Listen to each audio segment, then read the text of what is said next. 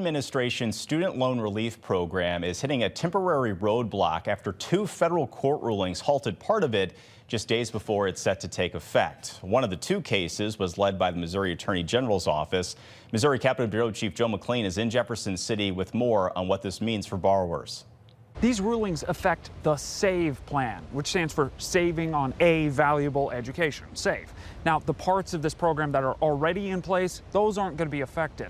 The real impact of these rulings comes on Monday. Part of the Biden administration's latest attempt to clear out billions in federal student loan debt was put on hold this week. It would have started next Monday. The plan to lower the payments of borrowers from up to 10% of their monthly income down to 5%. To be clear, that doesn't reduce the amount that they owe, right? That's correct. That's correct.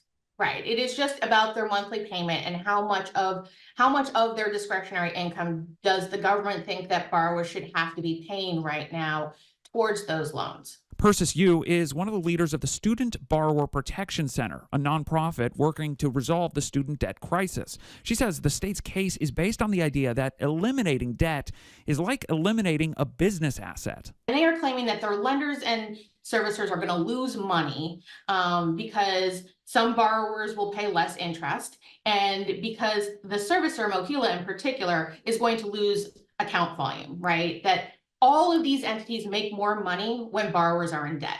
In a recent appearance on Fox News, Attorney General Bailey said his case was meant to establish limits of a president's authority to clear federally backed debt. He said, quote, "It's certainly unconstitutional because Congress has the power of the purse. It has twice rejected bills like this, once in 2019, again in 2021, and the Supreme Court's already told President Biden he can't do it now." According to the U.S. Department of Education, Missourians own just over $29 billion in student loan debt. Just over half of Missouri borrowers are over the age of 35. And the average amount of debt a Missouri borrower owes, more than $34,000. In Jefferson City, Joe McLean, First Alert 4. Another big impact student borrowers face comes in September. That is when the roadmap to repayment program ends.